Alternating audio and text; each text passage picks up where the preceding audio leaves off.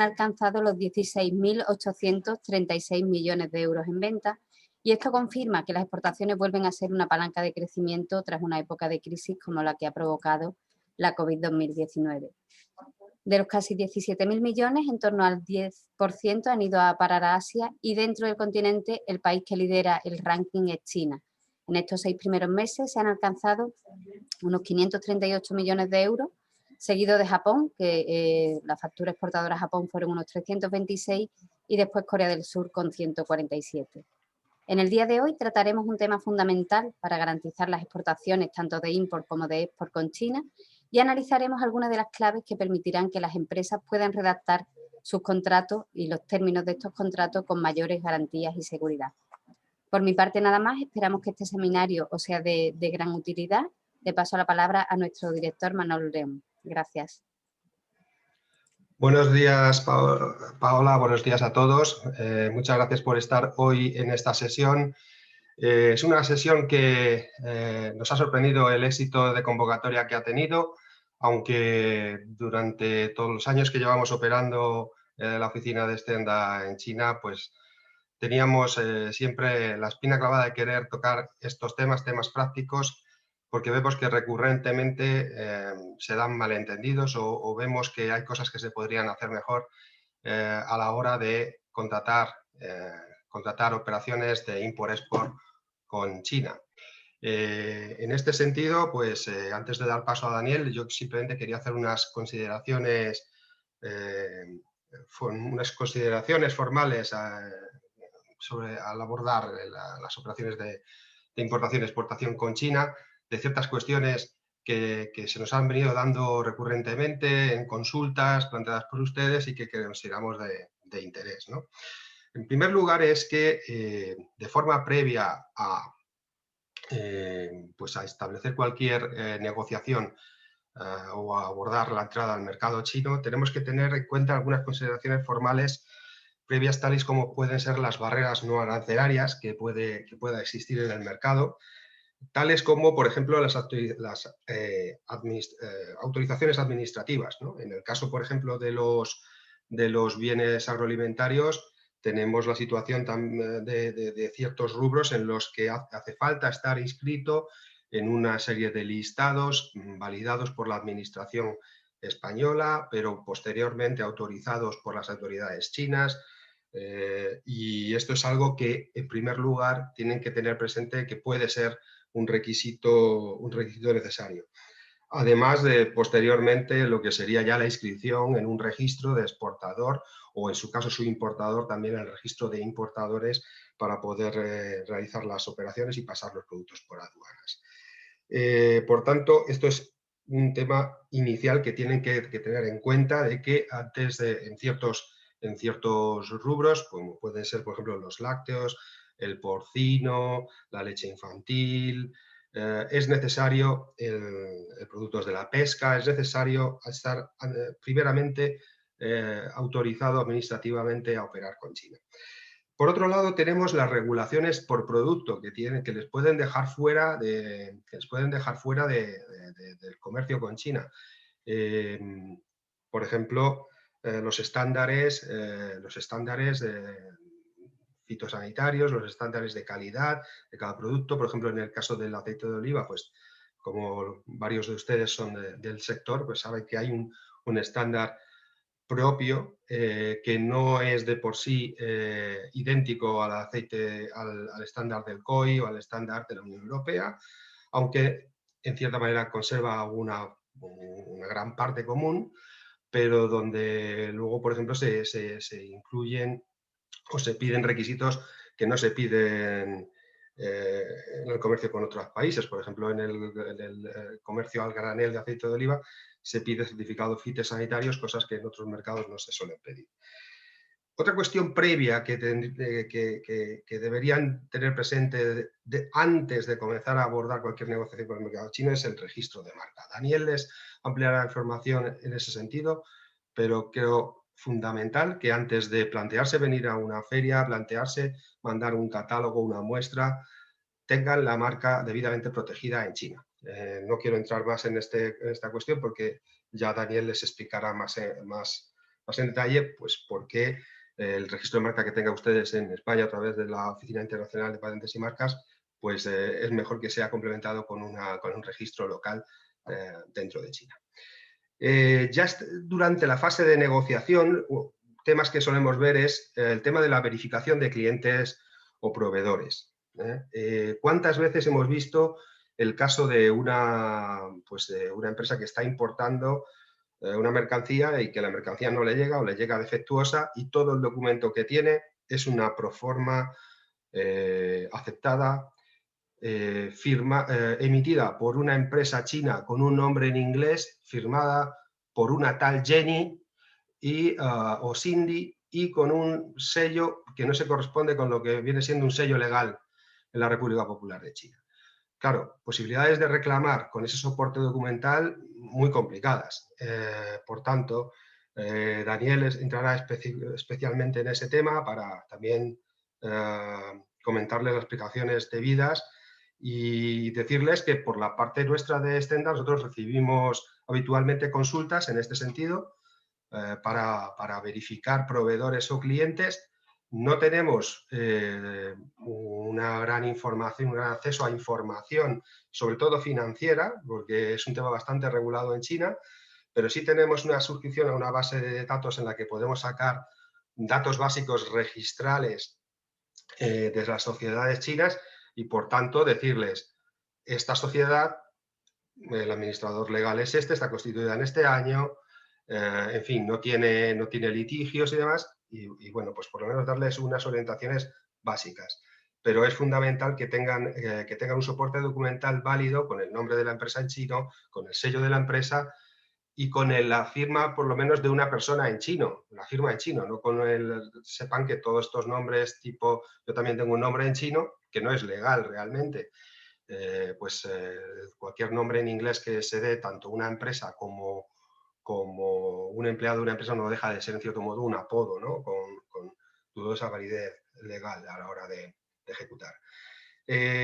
Durante la negociación prevean contingencias, ¿no? Por ejemplo, el tema muy recurrente de las exclusividades de distribución, pues tradicionalmente se han tenido como exclusividades regionales, aunque ya cada vez vemos contratos más sofisticados en los que se dan exclusividades por producto, por canal de distribución, en fin, en ese sentido, esas exclusividades siempre recomiendo que sean vinculadas a una serie de hitos o de objetivos y revisables en el tiempo, ¿no? Pero también me pongo en el lado del cliente chino y entiendo que es mucho trabajo lanzar su producto en el mercado chino en ese sentido, como para que, bueno, pues al cabo de cierto tiempo pues uno se empiece a encontrar pues una competencia en precios, en multicanal. Por tanto, es interesante que eso lo tengan en cuenta y de alguna manera lleguen a un acuerdo. Sobre el tema de la resolución de conflictos, ténganlo en cuenta a la hora de redactar sus contratos. Ahí Daniel les va a dar algunos tips, sobre todo para los que son temas de arbitraje y legislación. Un tema recurrente es, yo entiendo que cuando nuestro abogado de nuestra empresa, la gestoría que nos lleva los temas legales, le pasamos un contrato en chino, un contrato de China, automáticamente lo primero que va a decir es que el contrato se sujete a la legislación española. Yo lo entiendo porque si yo fuese un proveedor legal y no conociese la legislación china, pues obviamente no puedo poner esa cláusula para después no ser capaz de asistirles. Pero si tienen en cuenta la potencialidad de que haya un conflicto de intereses y por tanto una reclamación, tengan en cuenta si en su caso, a la hora de ejecutar tanto un laudo arbitral como una sentencia, si sería más fácil ejecutarla estando el contrato registrado en la plaza donde se ubica su cliente o proveedor y por tanto donde están sus activos. En ese sentido, pues quizás tenga sentido que pierdan el miedo a que los contratos se rijan o por ley china o por lo menos, cuando menos, establezcan un arbitraje basado en China continental o en Hong Kong al menos. Y bueno, finalmente, pues después de que ya todo esto, hemos llegado a todo esto, pues y estamos empezando a operar, pues tendremos cuestiones ya de conformidad, tales como las normativas de etiquetado, pero bueno, ya son cuestiones menores, más de la operativa diaria y que no son parte del tema que vamos a tocar hoy. Entonces, habiendo centrado un poco cuestiones que nos suelen salir a menudo también para que Daniel nos ilustre, pues nada más por mi parte y simplemente agradecerles a todos estar aquí y dar paso a Daniel. Daniel ha estado basado en Shanghai durante por lo menos 7 o 8 años. Daniel, no sé si puedes abrir tu micrófono. Daniel, buenos días. Buenos días, ¿qué tal? Buenos días, muy bien. Pues bueno, Daniel ha estado basado durante 7 o 8 años quizás en Shanghai y recientemente está ubicado en Roma, pues trabajando para el mercado europeo y latinoamericano de la firma HFG. Decirles que además de la práctica legal mercantil, HFG también tiene una vía de especialización muy fuerte en propiedad intelectual y por tanto en todo tema tanto de marca como de patentes, pues también es un punto de referencia importante si algún día tienen alguna cuestión. Por mi parte nada más, Daniel, yo te cedo la palabra y a partir de aquí somos todo oídos. Y lo que sí querría decir a la audiencia es que mantengan micrófono y cámaras apagados y que si tienen alguna cuestión para el turno de preguntas y respuestas que tendremos al término, pues me manden las preguntas a mi perfil aquí, a Manuel León, y bueno, pues al término de la ponencia de Daniel, pues seleccionaremos algunas para que las resuelva. De acuerdo, pues nada más, Daniel, todo tuyo. Perfecto. Muy bien, gracias Manuel, Paola, y bueno, gracias a Extenda por la organización de este webinar y por el interés, sobre todo Manuel, en traer esta temática, ¿no?, que comentabas que es esencial a la hora de exportar a China o importar desde China y para que las empresas lo tengan en cuenta. Voy a compartir la presentación. Vale. Bueno, simplemente comentar que la presentación está en inglés. En la firma trabajamos normalmente en inglés, pero la iré obviamente comentando en español sin problema. Cualquier duda, cualquier cuestión, como ha dicho Manuel, en turno de preguntas y respuestas que tendremos después de la charla, pues encantado de contestar a todas las dudas que tengáis. Bueno, comienzo simplemente, ya me ha presentado Manuel, así que no me detendré mucho. Mi nombre es Daniel de Prado, trabajo para la firma china de abogados HFG. HFG es una firma, como digo, china 100%. Tenemos oficinas en Shanghái, en Beijing y en Tianjin. Y principalmente tocamos 3 áreas de trabajo esencial dentro de la asesoría jurídica que prestamos a empresas. Esas 3 áreas son, como ha dicho Manuel, una fuerte especialización en propiedad intelectual, tanto en el ámbito de patentes como marcas, tanto lo que supone el registro y protección de las marcas y patentes, de los derechos de propiedad intelectual en China, como la defensa de esos derechos una vez registrados en los casos de infracción, piratería, etcétera, etcétera, que por desgracia en China pues es bastante habitual. Por otro lado, tenemos la práctica mercantil, como es lo que estaremos más centrados hoy, sobre todo en el asesoramiento, en la negociación de contratos, de acuerdos en China, así como la constitución de sociedades de diferentes empresas, joint ventures, en China, sobre todo de cara a empresas extranjeras que están interesadas en desarrollar el mercado chino y necesitan establecerse en el país inicialmente. Y finalmente también otra área de negocio más pequeñita, pero que es muy especializada que tenemos dentro de la firma, que es el Departamento de Derecho Alimentario, muy enfocado sobre todo en el asesoramiento en materia regulatoria en China, en lo que supone la exportación de productos alimentarios, alimentación y bebidas al mercado chino, tanto en la parte de, bueno, por ejemplo, etiquetado, como ha estado comentando Manuel, registros de exportación, etcétera, etcétera. Asistimos a cualquier empresa interesada en ese ámbito a analizar y a entender bien cuál es la legislación aplicable para la tipología de productos que está altamente regulado, que se quiere comercializar en China, y entender cuáles son los requisitos que debe cumplir ese producto, tanto packaging, etiquetado, etcétera, etcétera, para su exportación y venta dentro del mercado chino. somos, como digo, una firma china 100%. Sí que tenemos diferentes profesionales de extranjeros, digamos, entre ellos yo me encuentro, que en mi caso pues, soy abogado español. Trabajé inicialmente en España, estuve trabajando en un despacho de abogados en Madrid y posteriormente también en Abengoa, que para mí me hace especial ilusión también poder hacer este webinar, esta charla para Extenda, para empresas de Andalucía. Estuve trabajando allí en la asesoría jurídica 1 año y medio. Y finalmente pues me trasladé a China y comencé allí en Shanghái a trabajar para esta firma, HCG, y como digo, pues siendo una firma china estamos muy orientados también al cliente internacional. Trabajamos para empresas, en mi caso muy enfocado en empresas tanto españolas como latinoamericanas, y el asesoramiento en el interés que puedan tener en el desarrollo de negocio en China. No me entretengo más en la presentación y vamos ya con la temática de hoy. Y antes de comenzar, sí que me gusta entrar en materia propiamente sobre los contratos en China, sobre la negociación y redacción de contratos. Sí que me gusta siempre contextualizar, ¿no? Un poco de qué estamos hablando cuando hablamos de China. Porque la percepción, un poco la sensación de los que vivimos en China, los que hemos estado viviendo en China, es cuando hablamos con colegas, con compañeros en España, en otros países europeos o incluso en América, es que China sigue siendo un gran desconocido, tanto a nivel comercial en el mercado chino como a nivel cultural. Hay estereotipos que no se acaban de romper y que muchas veces ya no responden en absoluto a la realidad de lo que es China a día de hoy.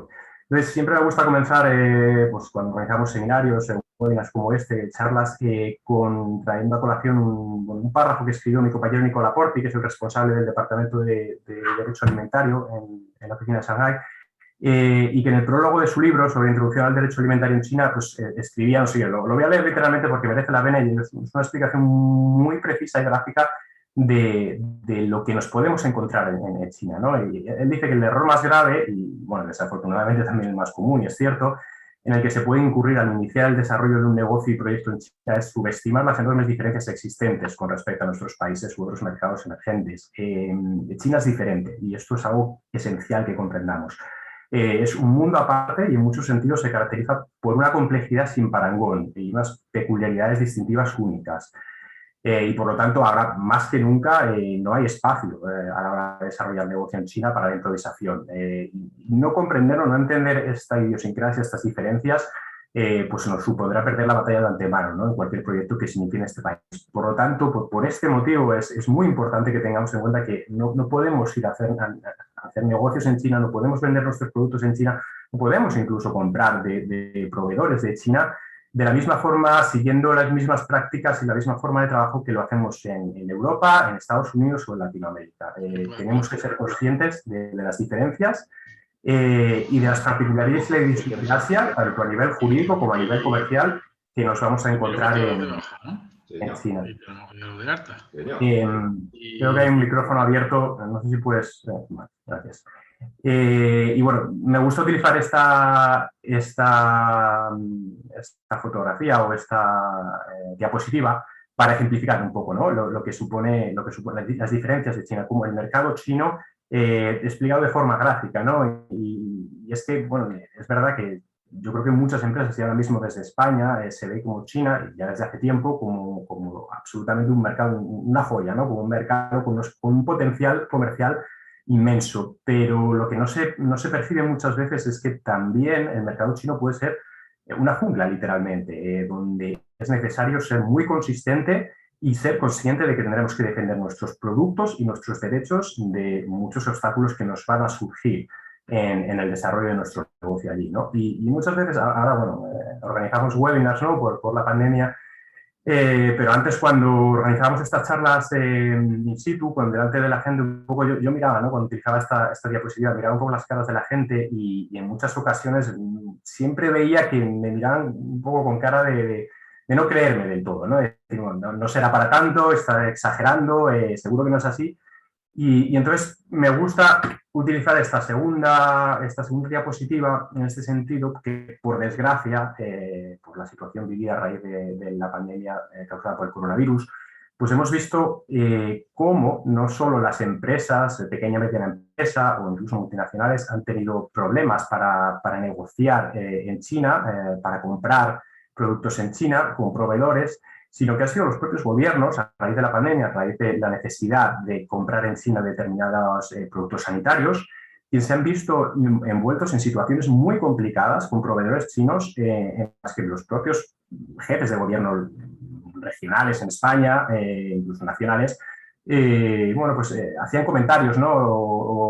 o sorpresas de que, bueno, se han encontrado con situaciones en China a la hora de comprar o de negociar con proveedores en China, de comprar estos productos que no esperaban, ¿no? Prácticas comerciales que no estaban acostumbrados, condiciones a las que no estaban acostumbrados o no conocían.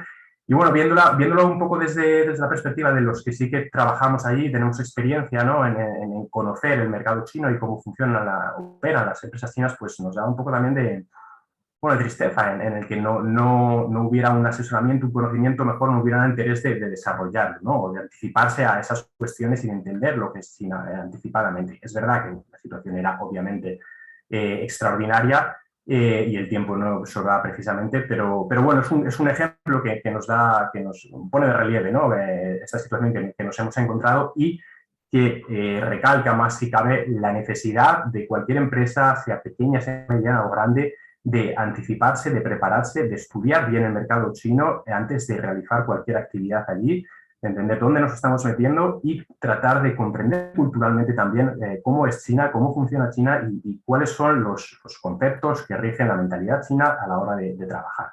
Y esto es importante porque nos facilitará mucho el trabajo, el desarrollo del negocio y probablemente también el éxito del proyecto que desarrollemos en China. Así que, bueno, no me entretengo más con la introducción. Vamos ya sobre la materia de hoy, la redacción y la negociación de contratos cuando importamos o exportamos a China. Bueno, simplemente comentaros que dividiré la charla en 4 puntos. Es una presentación larga, pero trataré en algunos puntos de no entrar, simplemente mencionarlos por no extenderme mucho, no hacerlo muy largo, que tengáis una visión y en cualquier caso, como esto estará grabado igualmente, o si después os gustaría ver la presentación, pues me podéis enviar un email y encantado de enviarosla posteriormente. Entonces, comenzamos con el punto 1, esa fase precontractual, digamos, es decir, aquella situación en la que he tomado la decisión de entrar al mercado chino, estoy negociando, viendo con diversos, pues por ejemplo, distribuidores, ¿no? Quiero exportar mis productos a China. Y lo comentaba Manuel, ¿no?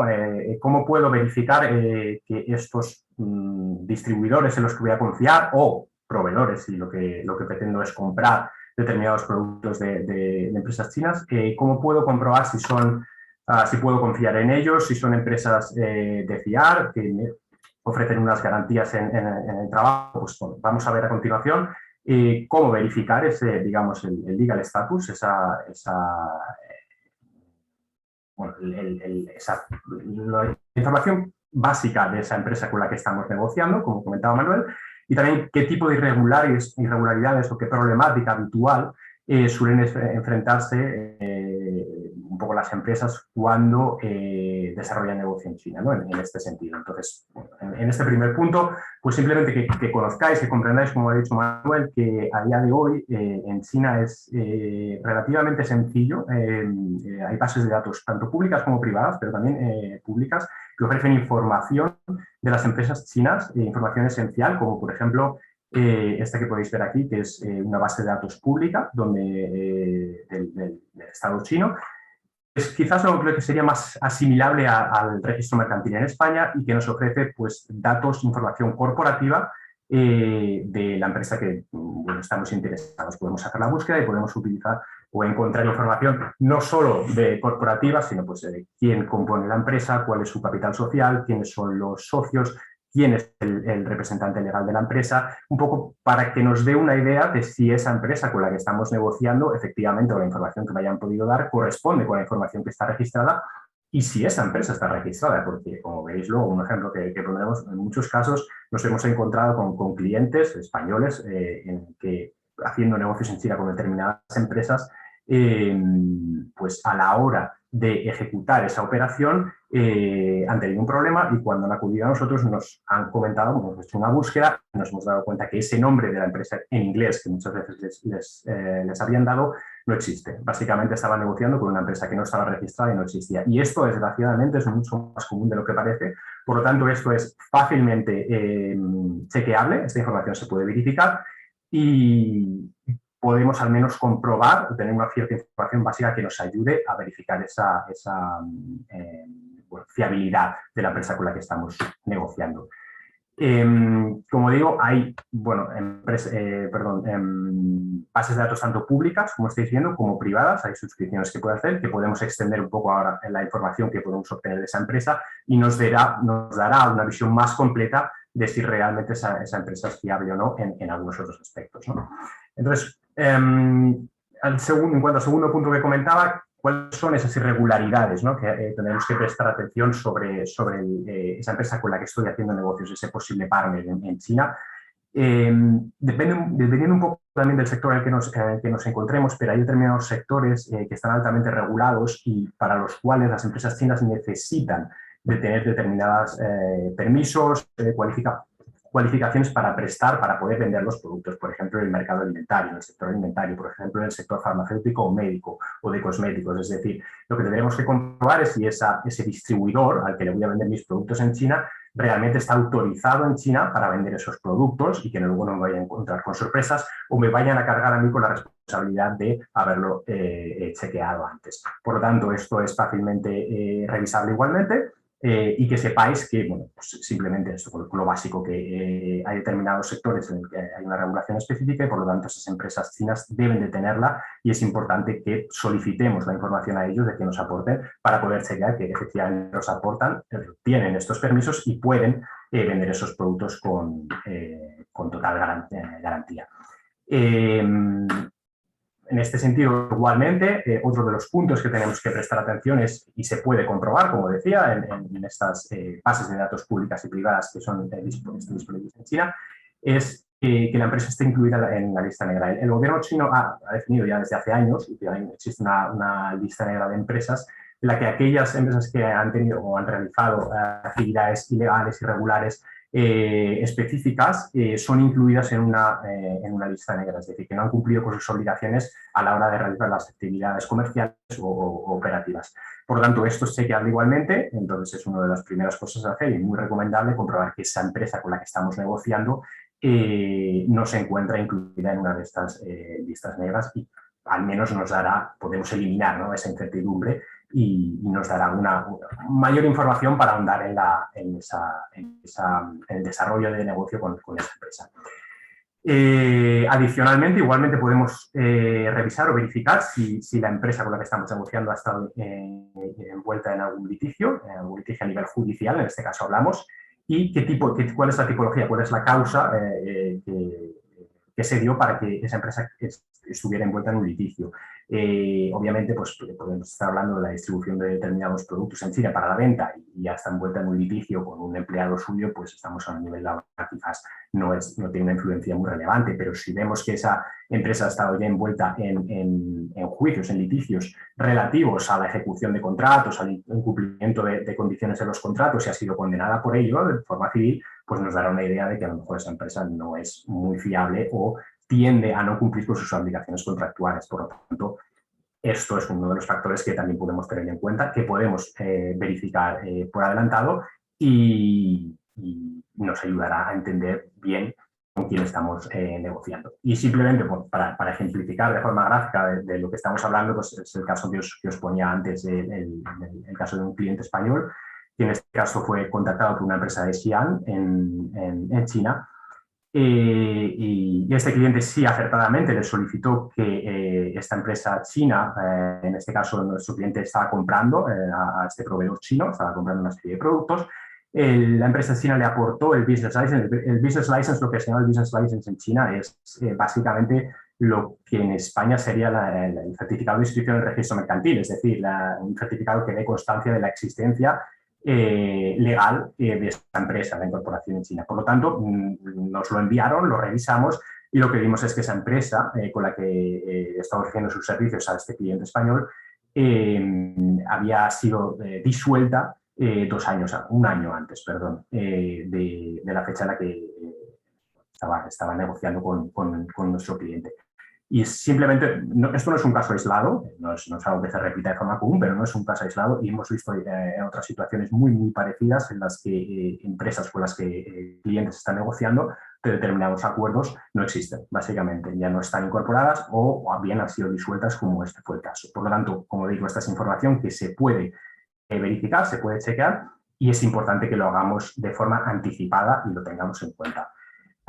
Simplemente un comentario final antes de pasar al siguiente punto relativo a los nombres. Lo ha comentado Manuel antes. Los nombres de las empresas, que es muy típico, incluso los contratos de las empresas chinas, a la hora de entrar en un contrato con ellos, los nombres en inglés no son oficiales. Las empresas chinas utilizan nombres en inglés que en muchos casos son totalmente inventados, o sea, pueden ser calificados como motes, como decía Manuel, y no responden a ninguna traducción en muchos casos de lo que es el nombre de la empresa en chino. Por lo tanto, siempre a tener en cuenta, tenemos que ser muy conscientes de ello, lo comentaremos más adelante, pero es esencial que conozcamos el nombre de la empresa en chino, porque es la manera en la que podremos verificar toda esta información de la que hemos estado hablando. Los nombres en inglés no son oficiales, no tienen ninguna validez, y por lo tanto no valen en un contrato. No necesitamos el nombre de la empresa en chino y es importante que se lo pidamos antes de entrar en cualquier negociación, acuerdo o contrato que nos estemos planteando con esa empresa en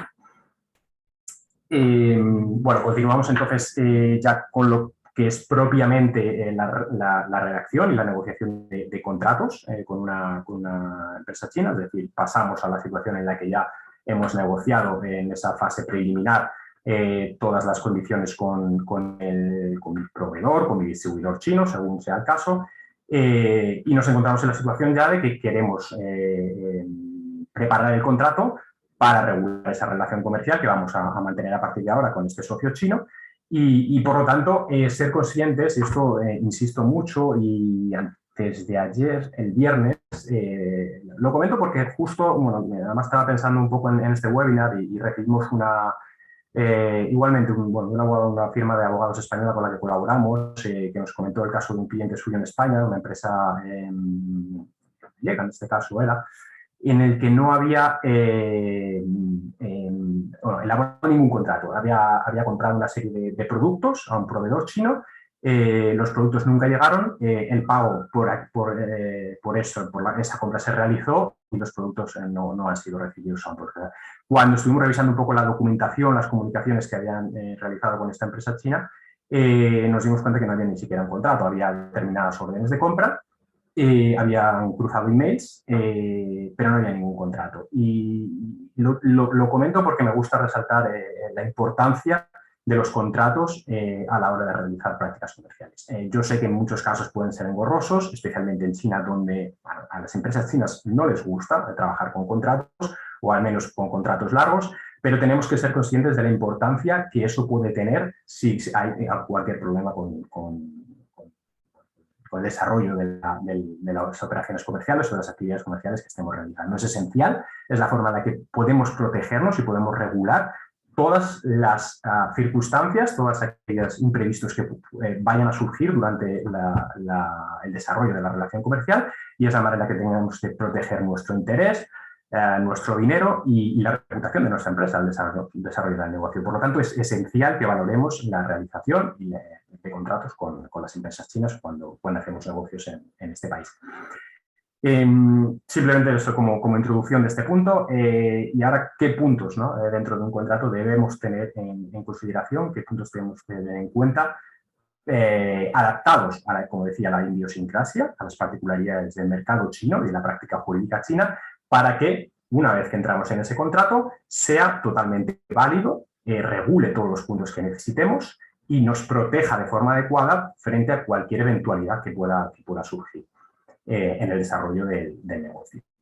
Por lo tanto, en este sentido, iniciar un poco este comentario con aquellos puntos, aquellas particularidades muy específicas de la práctica jurídica en China, del sistema legal en China, que son diferentes, puntos muy específicos que son muy básicos, pero muy específicos que son diferentes a la práctica, digamos, jurídica en España, en Europa, en general en el mundo occidental. Y Entonces, ¿cuáles son estos puntos que tenemos que tener en cuenta? Pues básicamente la primera sería en referencia al sello. Lo ha comentado antes Manuel, el sello en China.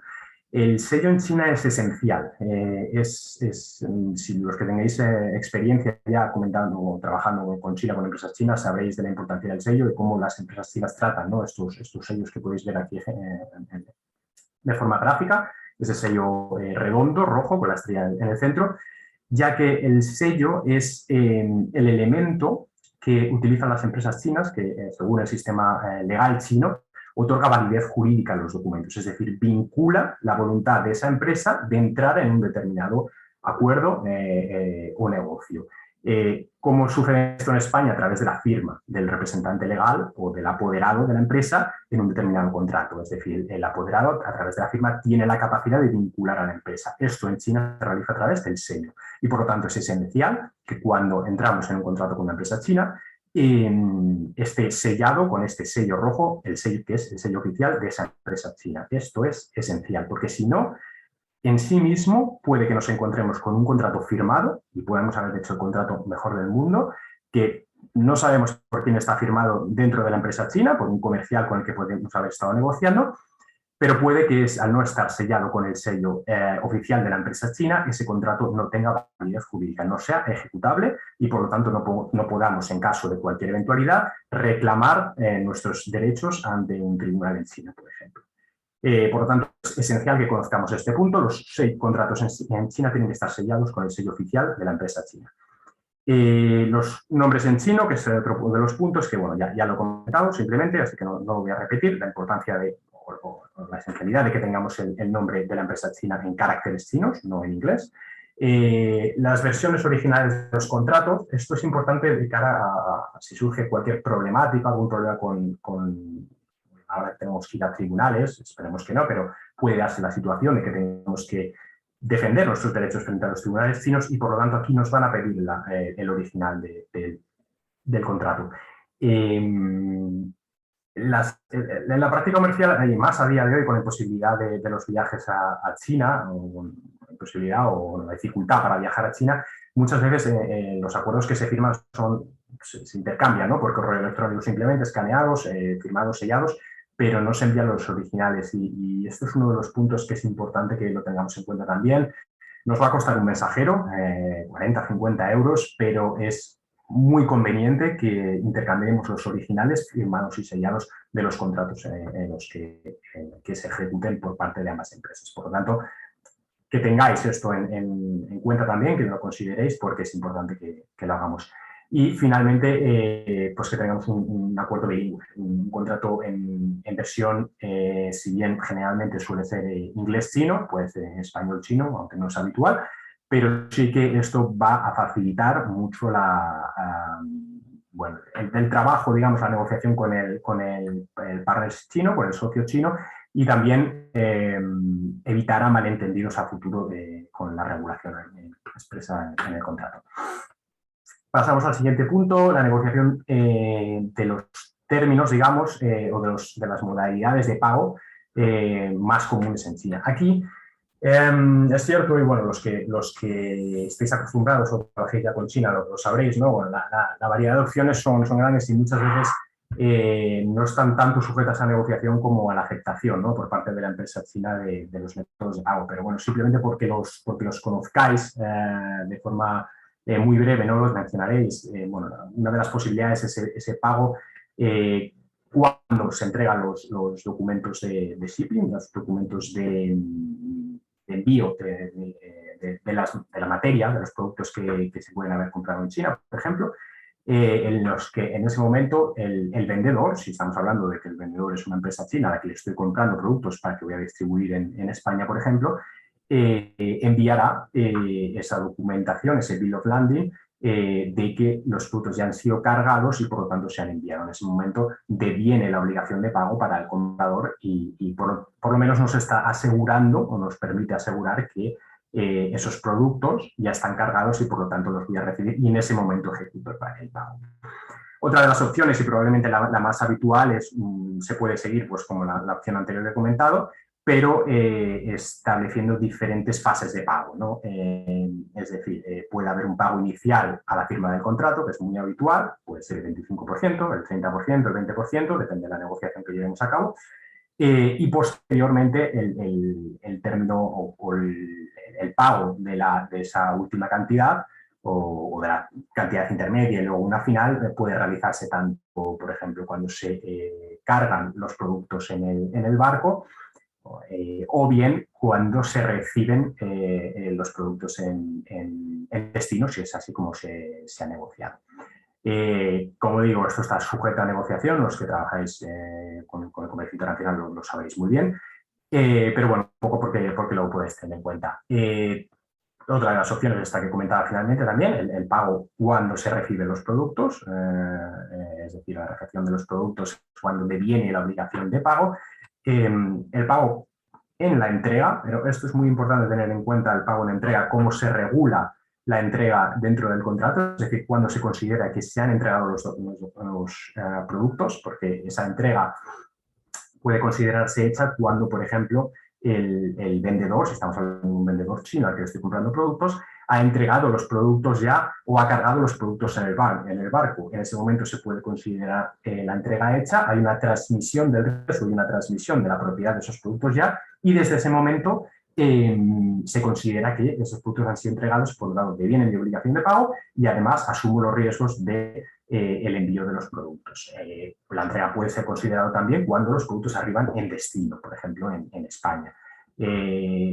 Como digo, esto está sujeto a negociación, pero es importante tenerlo en cuenta de cómo regulamos en el contrato todos estos aspectos. Finalmente, pues, bueno, las cartas de crédito, que seguramente pues, sea una de las modalidades que en el comercio internacional más se utilizan a día de hoy y que sí que nos ofrecen la garantía, al menos, de que tenemos una entidad bancaria de por medio que es la que va a ejecutar el pago una vez que aportemos los documentos que hemos acordado o se cumplan las condiciones acordadas en esa carta de crédito. Y por lo tanto, nos ofrece garantías también como comprador y también al vendedor de que una vez cumplidas esas condiciones, el pago se va a ejecutar de forma automática por el banco. Y esto nos ofrece, digamos, una modalidad que ofrece garantías en este sentido.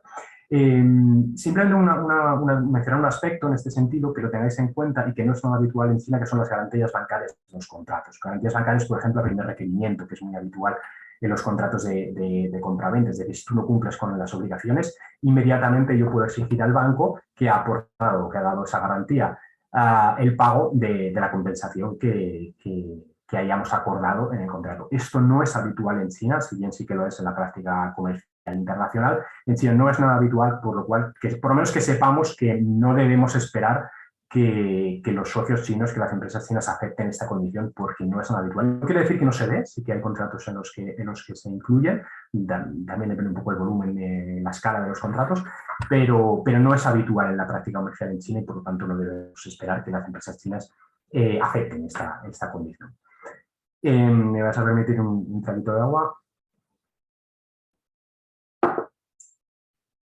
Bueno, continuamos ya con lo que son las cláusulas en sí mismo dentro del contrato que tenemos que negociar para los contratos, bueno, distribución, compra-venta, etcétera, etcétera, esta tipología de contratos. ¿Cuáles son estas cláusulas que tenemos, al menos las esenciales, que tenemos que tener en cuenta a la hora de redactar y de negociar el contrato en China?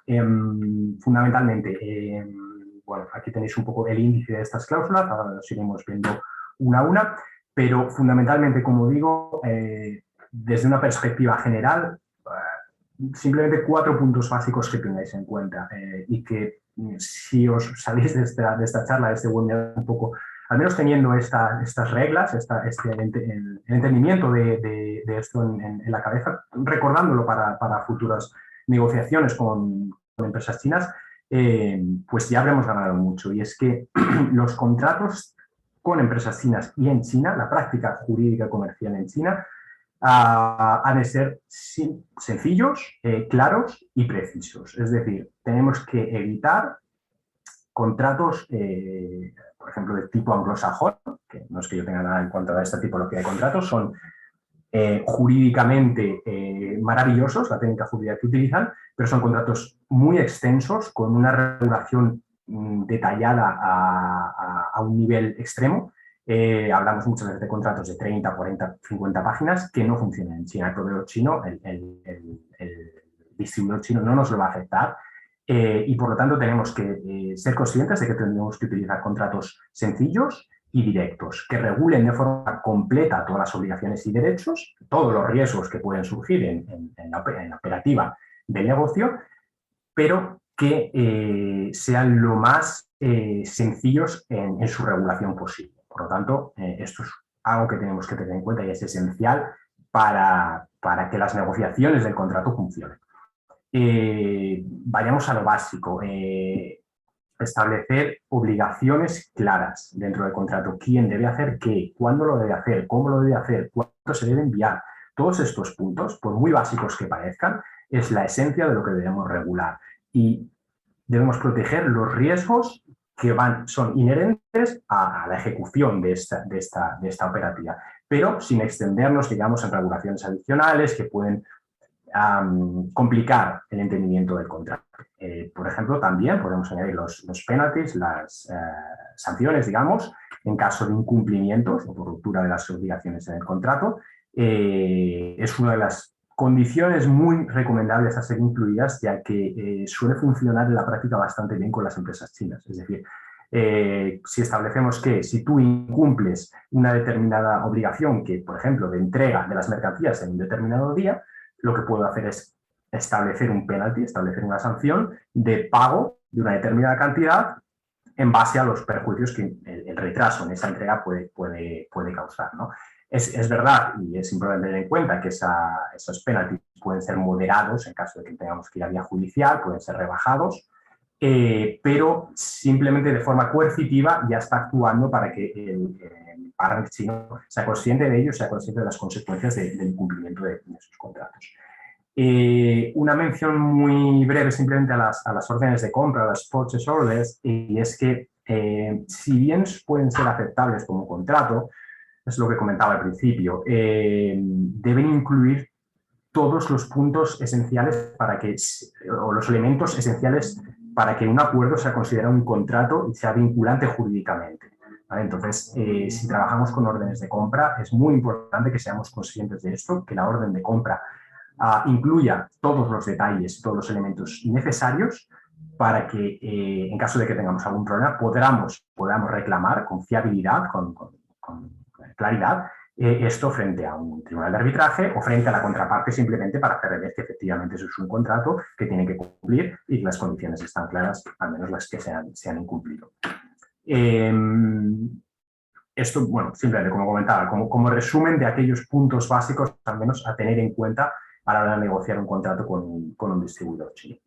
Bueno, continuamos ya entrando en materia del contrato, con lo que sería la cláusula de descripción del producto. Aquí simplemente, bueno, distinguir que esta cláusula, que es en sí misma bastante sencilla, pero sí tenemos que ser conscientes de que tenemos que distinguir diferentes escenarios. Es decir, por un lado podemos tener la situación en la que estoy realizando una compra-venta, por ejemplo, con una empresa china, única, es decir, one of sale, que se va a realizar y se va a ejecutar en una sola vez. Por lo tanto, bueno, pues tenéis aquí, por ejemplo, un ejemplo que podéis ver aquí de esta tipología de cláusula en un contrato de este tipo, ¿no? Pues incluye toda la información que necesitamos para llevarlo a cabo. Por ejemplo, pues, tanto la cantidad, la especificación de los productos, el precio por unidad, el precio total, etcétera, etcétera.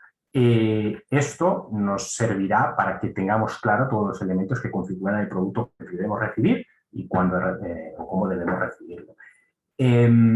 ¿Cuál es, digamos, la otra tipología de contrato en la que podemos encontrarnos? Un contrato de compra-venta, pero que, digamos, es recurrente, en el que estaríamos probablemente ante un contrato de distribución o bien de provisión, ¿no? de mercancías o de productos. En esos casos, cuando esas compraventas son recurrentes en el tiempo, estaremos ante un contrato de distribución si estamos vendiendo o de supplier, ¿no? de provisión, si estamos comprando. Y en esos casos, pues bueno, aquí tenéis el ejemplo, ¿no? Por poner un ejemplo de dos cláusulas en ese aspecto, que regula cómo deben realizarse estas estas ventas recurrentes en el tiempo que estarán reguladas por ese contrato marco en el que estamos entrando con nuestros socios chinos. En esos casos, generalmente, como actúa este contrato de distribución, o el contrato de compra-venta de forma recurrente, es como un contrato marco, y lo que hacemos es regular cómo tenemos que ejecutar cuando quiera hacer una nueva compra de material o de producto, cómo debemos ejecutar la venta de producto, cómo se debe realizar ese proceso. Es decir, el socio chino, por ejemplo, si es una venta, me solicita determinada mercancía otra vez, yo le vendo, estos son los materiales los productos que vendemos, estos son los materiales que utilizamos, o bien estas son las especificaciones que incluimos en el contrato. Eso, por ejemplo, lo podemos hacer simplemente a través de ya órdenes de compra, para no tener que hacer un contrato cada vez que hacemos una nueva compra, y esas órdenes de compra estarán reguladas siempre por este contrato que inicialmente hemos entrado ya con nuestro socio chino. Por lo tanto, nos va a facilitar mucho la ejecutabilidad y la operación en el día a día, pero también va a proteger nuestro interés a la hora de trabajar con el contrato. Bueno, simplemente, pues aquí veis el ejemplo, ¿no?, de las cláusulas. Continuamos y simplemente a continuación lo que os comentaba en estas situaciones en las que estamos considerando, es decir, en el escenario de que tenemos compraventas que estamos realizando. Hablo de compraventas porque podemos ser el comprador, podemos ser el vendedor de los productos. ¿Cómo vamos a regular ese proceso de compras y recurrente en el tiempo a través de ese contrato marco? ¿Y cómo lo vamos a hacer para que no tengamos que hacer cada vez que hacemos una nueva compra un nuevo contrato que tengamos que firmar, sellar, intercambiar originales, etcétera, etcétera? Pues como hemos dicho, en estos casos lo mejor es establecer un contrato, pues si somos el vendedor, por ejemplo, vamos a cogerlo como ejemplo, de distribución, que tengo a mi distribuidor chino, y cada vez que le haga una nueva venta de productos para continuar con esa distribución, quedará regulado a través de un proceso que vamos a regular de forma determinada. Y en este caso, pues por ejemplo, lo podéis ver aquí en la cláusula, que ese proceso se va a realizar a través de determinadas órdenes de compra. Yo voy a establecer una orden de compra, y lo más recomendable es que ese modelo que utilicemos para las órdenes de compra que me va a enviar mi distribuidor en China se adjunte al contrato, es decir, establezcamos de una forma muy sencilla, no hay por qué complicarse, pero de una forma muy sencilla, establezcamos un modelo que es el que vamos a utilizar cada vez que quiero que mi distribuidor me envíe esa orden de compra con toda la información que necesitamos, tanto precio, tanto materia, tanto producto, cantidades, etcétera, etcétera, que contiene todo lo necesario para que yo, al recibir esa orden de compra, según el proceso que hemos regulado en el contrato, pueda darle ejecución, pueda trabajar y pueda enviarle en los tiempos en los que hemos acordado los productos a mi distribuidor. Comentaros, no estoy leyendo, porque al estar en inglés no lo leo. Como vais a tener la presentación en cualquier caso, está grabada, y si no, ya os digo, si me mandáis un email estaré encantado de enviaros la presentación en sí mismo. No voy a ir leyendo las cláusulas una a una, pero bueno, lo vamos comentando y lo que queda ahí. Simplemente que os sirva como ejemplo, ¿no?, de lo que es la redacción y la regulación de estos aspectos que estamos comentando. Entonces, pues bueno, la necesidad o la conveniencia más bien de adjuntar esa orden de compra en el contrato y que defina cómo debe realizarse, es decir, cuándo se va a considerar que esa orden de compra está confirmada. Por ejemplo, bueno, yo acepto la orden de compra, el comprador, el partner chino me ha puesto un determinado precio, no estoy de acuerdo, le digo que ese precio no es el correspondiente, hacemos una modificación en la orden de compra y finalmente regulamos cuándo esa orden de compra se considera confirmada y, por lo tanto, deviene mi obligación de realizar la venta y de enviar los productos según las condiciones acordadas. Esto es importante que lo regulemos en el contrato porque hemos visto casos en clientes con los que hemos trabajado en los que hubo conflicto, digamos, o disputas sobre si una determinada orden estaba afectada o no, o sobre qué precio estaba afectada. Entonces, para evitar cualquier controversia sobre cómo debe realizarse ese proceso, si lo tenemos regulado y lo seguimos, va a ser mucho más sencillo y sobre todo va a proteger nuestro interés y los posibles riesgos que se derivan de ello. Bueno, simplemente que lo conozcáis, como digo, la regulación, que este tipo de cláusula de regulación puede parecer un poco confusa inicialmente, es decir, a la hora de redactarlo en el contrato, pero una vez que lo tenemos acordado, una vez que sabemos cómo es, digamos, las partes saben cuál es el proceso que deben de seguir, que es un proceso muy sencillo, todo fluye mucho más, de forma mucho más sencilla de lo que parece y sobre todo elimina la incertidumbre y elimina los riesgos de que tengamos una controversia en ese aspecto. Y que si existe algún incumplimiento, si existe alguna disputa sobre lo acordado, por lo menos sepamos que está regulado y que tengamos la capacidad de defendernos o de reclamar al vendedor o a nuestro proveedor lo correspondiente por su incumplimiento. Por lo tanto, bueno, pues que lo conozcáis simplemente y la importancia de regular ese proceso de compra. En cuanto a los términos de pago, la redacción de los términos de pago, de las consecuencias más bien de potenciales incumplimientos de esos términos de pago, simplemente en este punto resaltar, sobre todo cuando estamos comprando, cuando somos compradores y nuestro socio es un proveedor chino, que incluyamos en los contratos referencias muy específicas a que esa compra que estamos realizando debe ser el precio que estamos acordando, será pagado neto y sin deducción digamos, de aranceles, de tasas o de deberes de pago en aduanas o cualquier otro cargo de cualquier naturaleza, de forma que evitemos a posteriori posibles reclamaciones de mi proveedor chino, posibles disputas o controversias, porque a la hora de transmitir o a la hora de realizar el pago, resulta que la factura que el precio que habíamos acordado no había tenido en cuenta, en el contrato no habíamos regulado este aspecto, y el precio que me está dando final mi proveedor chino es superior porque me está cargando a mí el pago de esos aranceles o de esas tasas arancelarias o de custom duty, etcétera, etcétera, en la factura final. ¿Vale? Pues para evitar estas circunstancias, para evitar esta problemática, es importante que esto quede regulado en el contrato. Igualmente, uno de los puntos que es conveniente tener en cuenta y regular en el contrato, obviamente, es que en el caso de que se produzca un incumplimiento en el pago de las obligaciones, es decir, esto nos puede afectar más en los casos en los que seamos vendedores, estemos distribuyendo nuestros productos en China a través de un distribuidor chino. Yo le envío los productos y nos encontramos en la situación en la que no ha pagado mi distribuidor chino o no ha pagado esa última compra que ha hecho, que incluyamos en el contrato, nos redactemos la facultad de parar, de suspender el envío por ejemplo, compras o ventas ya pactadas a futuro, es decir, suspendamos mis obligaciones de envío a futuro hasta que no se realice el pago de ese precio. Esto, si no lo regulamos, nos podemos encontrar en que si yo paro de enviar y no he regulado esto en el contrato, puedo estar incumpliendo mis obligaciones en el contrato también. Por lo tanto, a tenerlo en cuenta también para ser incluido. Y como digo, bueno, pues penalties, sanciones en el caso de que, por ejemplo, se retrase el pago por parte del comprador chino, que pueden funcionar muy bien como un método coercitivo para obligar a esa empresa china o por lo menos, digamos, atarles en corto, valga la expresión, que se sientan, bueno, la responsabilidad y la obligación de que deben cumplir con el pago en un determinado momento. Simplemente esta cosa lo que veis aquí es una modalidad de penalty por el incumplimiento de determinadas obligaciones de pago. Bueno, continuamos con la cláusula de entrega.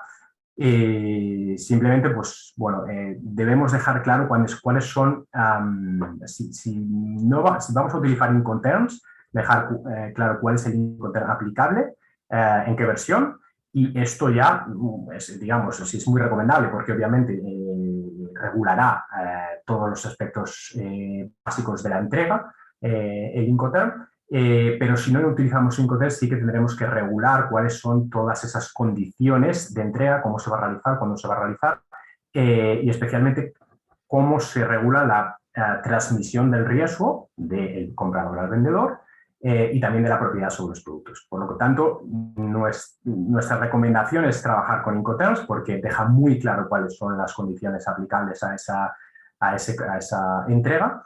Y valorar, de nuevo, como comentaba antes, el escenario en el que estamos. No será lo mismo una venta única que podamos hacer que en un contrato de distribución que hay unas ventas recurrentes y cuál es el Incoterm que va a aplicar a cada una de las entregas de esos productos.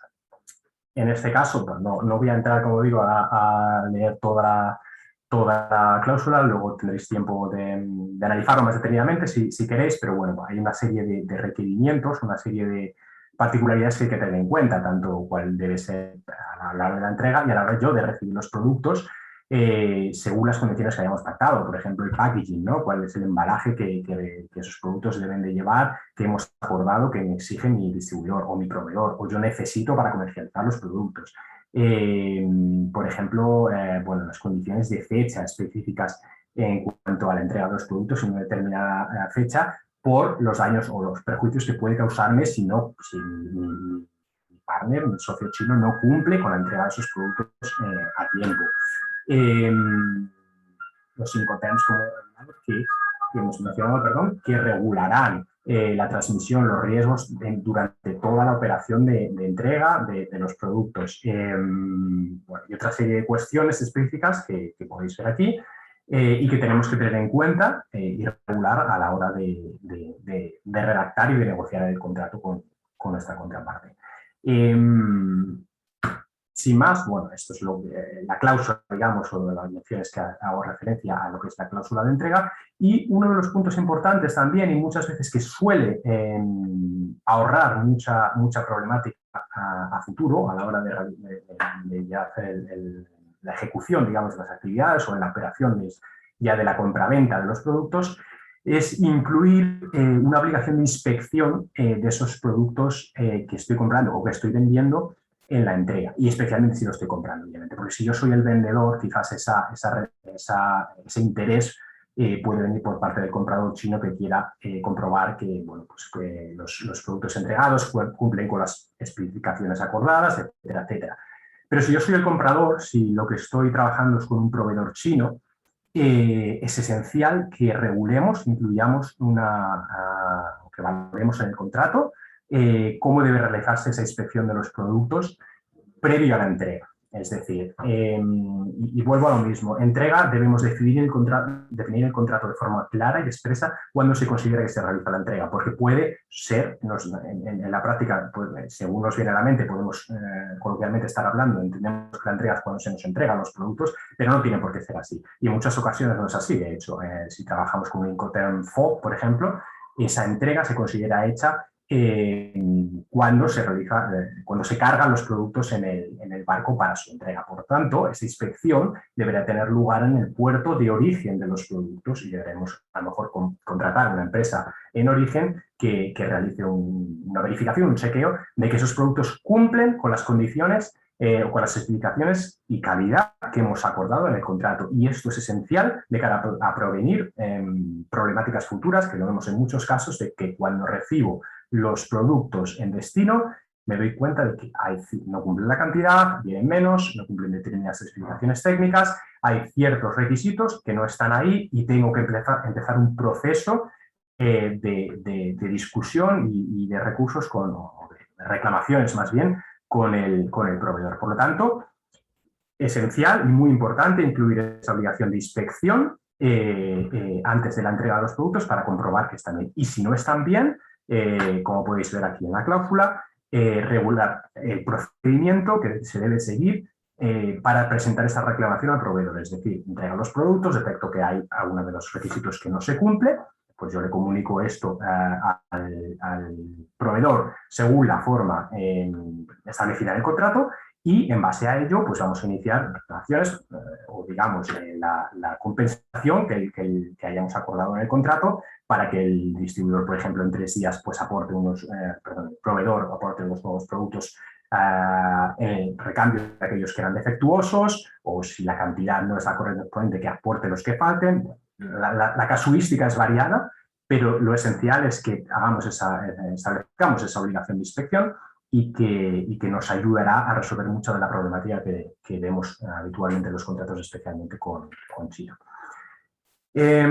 Otro de los puntos muy importantes, mencionaba Manuel ahora bueno, en la introducción, la importancia de la protección de las marcas, no solo de las marcas, digamos, de los derechos de propiedad intelectual en China, pero sí que obviamente la marca es uno de los aspectos más comunes sobre todo cuando hablamos de la venta de productos, obviamente, y por lo tanto es esencial, es imprescindible que si me estoy planteando desarrollo de un negocio en China, he encontrado un partner, he encontrado un distribuidor en China que va a vender mis productos, que es esencial que antes de iniciar incluso cualquier contacto con el posible distribuidor, tome las acciones adecuadas para proteger mi marca en China. ¿Esto qué implica? Simplemente presentar una solicitud, igual que lo podéis haber hecho para la Unión Europea o para España, en España, presentar una solicitud de registro de marca en China. ¿Qué debemos tener en cuenta en estos aspectos? Porque cuando hablamos de la marca hay diferentes cuestiones que pueden surgir. ¿De qué hablamos cuando hablamos de protección de derechos de propiedad intelectual? Pues lo que debo de pensar es cómo estoy vendiendo mis productos en China, cómo los voy a comercializar, por ejemplo, el embalaje, el packaging, qué elementos característicos contiene ese packaging, porque puede que sea solo la marca, un determinado logotipo, una determinada marca gráfica que he incluido, una marca denominativa, pero también puede ser el embalaje del producto, que a día de hoy, por ejemplo, en el sector alimentario es muy relevante y cada vez se utiliza más. El embalaje que utilizo es muy característico por sus formas, por sus colores, por la cuestión que sea. Y eso es protegible mediante la propiedad intelectual. Estaríamos hablando en este caso de patentes de diseño y esto es protegible en China. Y si lo protejo y registro ese determinado diseño, como por ejemplo puede haberlo hecho en la Unión Europea, me va a dar la posibilidad, o al menos de tratar, de que si alguien me copia, de atacarles e impedir que nadie comercialice productos similares usando esos signos distintivos, ese embalaje característico de mi producto, de mi empresa. Entonces, lo primero que debo de pensar cuando voy a comercializar un producto en China, o a prestar un servicio, es decir, cómo lo voy a hacer, qué signos distintivos voy a utilizar, ya sean marcas, ya sean elementos gráficos, ya sea, como digo, los embalajes de las botellas, por ejemplo, la determinada forma de una botella, todos aquellos elementos que son protegibles por la propiedad intelectual y que caracterizan mi producto. Y en ese sentido, a día de hoy es esencial que tengamos en cuenta, imprescindible, realizar una búsqueda previa en China para ver que no existe, por ejemplo, en el caso de las marcas, mi marca no está registrada ya en China, no existe ningún otro elemento ya registrado en China idéntico o similar al mío. Digo esto porque muchos, estoy seguro que si habéis trabajado en China ya os habéis encontrado las situaciones en las que habéis visto que empresas chinas ya han registrado vuestra marca, por ejemplo, en China, y en muchas ocasiones hace años.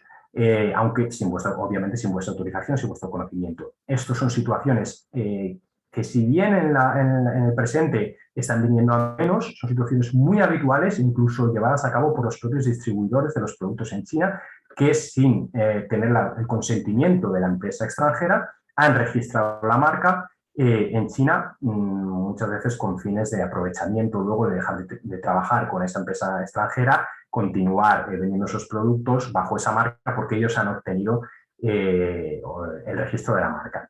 Esto nos podemos encontrar con situaciones en las que nos vemos que nos impiden el desarrollo del negocio en China tal y como lo teníamos planteado en la venta de nuestros productos a través de una determinada marca y nos obliga a tomar acciones adicionales para atacar esa situación, para atacar esas marcas registradas de mala fe por parte de empresas chinas, tratar de invalidarlas y registrar la mía. Estos son procesos que implican unos costos adicionales, a veces considerables, y que por lo tanto todo aquello en los que podamos anticiparnos, es decir, inmediatamente valorar en registrar nuestra marca en China, ver cuál es la situación, ver cuál es el proceso, la estrategia que debemos de seguir y hacerlo lo antes posible o inmediatamente nos va a evitar todas esas circunstancias, toda esa problemática que podemos encontrarnos después. Incluso si, por ejemplo, estamos en una situación en la que yo lo que hago es comprar mis productos en China con un proveedor chino, pero no venderlos. Aunque nuestro mercado chino no sea el objetivo, es recomendable hacerlo, porque si no nos encontraremos en situaciones como la que os digo, en la que me doy cuenta que hay una empresa en China comercializando mis productos o productos falsificados, muy similares, pero bajo mi marca, con el daño reputacional que eso puede suponer y económico para la empresa, obviamente. Por lo tanto, muy importante, es uno de los puntos esenciales a tener en cuenta, no solo en el contrato, sino con anticipación al contrato de cara al desarrollo de mi proyecto y de mi negocio en China. Bueno, no voy a leer toda la cláusula de propiedad intelectual porque es bastante técnica, pero bueno, que lo sepáis simplemente, la redacción un poco después, pero dejar constancia, lo básico es dejar constancia de que esas marcas, esos signos distintivos que el distribuidor en China va a utilizar para vender los productos en China, pertenecen a la empresa principal, a la empresa extranjera, a la empresa española, en este caso, por ejemplo, y que la empresa china se compromete a no llevar ninguna acción, a no realizar ninguna acción para tratar de apropiarse o adueñarse de esa marca, de esos signos distintivos, y que si determinara o encontrara que se ha producido esta situación en China, nos lo comunicara. Una serie de obligaciones que podemos regular y establecerlos y que nos ayudarán a trabajar de forma más eficaz en China y sobre todo con mayor éxito en el desarrollo del negocio, porque si no, como os digo, podemos encontrarnos con situaciones en las que nos bloquean la posibilidad de continuar desarrollando nuestro negocio en China, de vender nuestros productos a través de nuestra marca. Por lo tanto, uno de los puntos esenciales, más básicos, pero esenciales, es considerar la protección de los derechos de propiedad intelectual, en particular de las marcas, antes de iniciar el desarrollo de negocio en China. Veremos ahora después también la cláusula de la ley aplicable al contrato y de los métodos de resolución de conflictos derivados del contrato. Pero bueno, muy brevemente comentaros, y esto Manuel también ha hecho mención en la introducción, y es que lo vemos muchas veces con las empresas extranjeras, en mi caso, pues, las empresas españolas con las que trabajamos, latinoamericanas, que por las razones que decía Manuel, por el desconocimiento muchas veces se tiende a elegir o a intentar imponer en el contrato que la ley aplicable al contrato sea la ley española, una ley, por ejemplo, de algún país europeo intermedio, etcétera, etcétera. Esto en muchas de las ocasiones no es lo más recomendable de cara a realizar la ejecución del contrato si hay alguna problemática y tenemos que ejecutar nuestros derechos. Tenemos que interponer reclamaciones a nivel judicial, arbitral o incluso directamente contra nuestro socio en China por incumplimientos dentro de los contratos. ¿Por qué? Porque al final, y especialmente, por ejemplo, en el caso de que seamos vendedores, en el caso de que seamos compradores quizás es diferente porque al final la obligación principal es la de pago,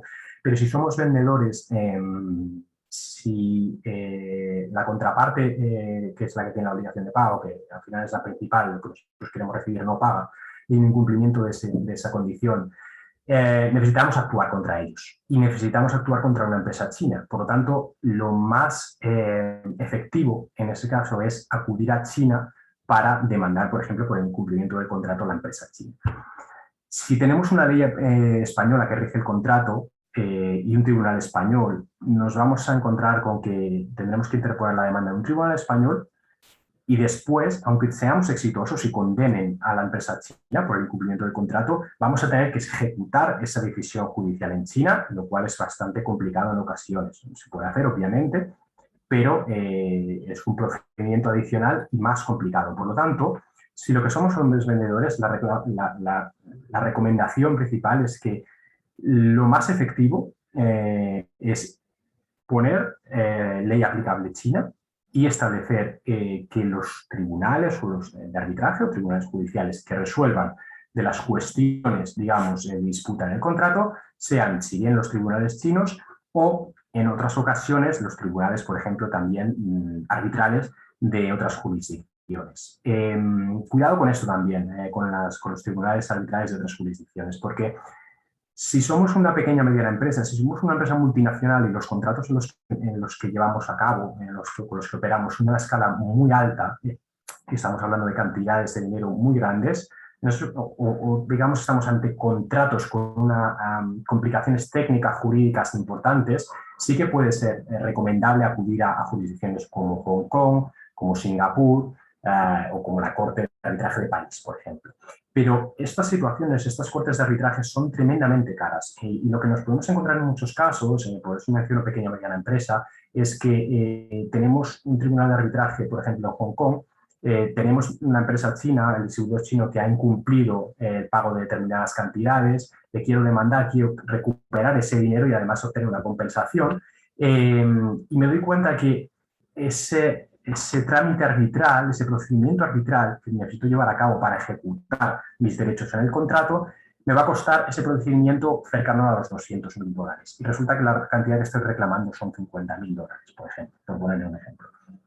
Obviamente en la práctica esto deviene inviable, no lo voy a llevar a cabo, porque las jurisdicciones como Hong Kong, como Singapur, como París, como Nueva York, como Londres, son muy caras, son muy costosas. Por lo tanto, la recomendación, si estamos ante contratos de cantidades menos elevadas, es utilizar tribunales chinos o bien tribunales de justicia o tribunales arbitrales chinos, que si bien nos ofrecen una perspectiva más internacional, lo cual puede ser muy apetecible en algunos casos y muy conveniente, son mucho más económicos en cuanto a los fees que hay que pagar y nos van a dar resoluciones muy efectivas y rápidas en el sentido. Por lo tanto, que tengáis en cuenta estas consideraciones.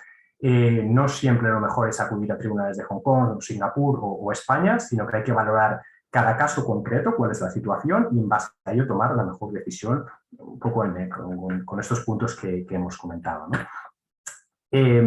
Bueno, simplemente como mención de lo que había comentado, ¿no? de los litigios judiciales en China.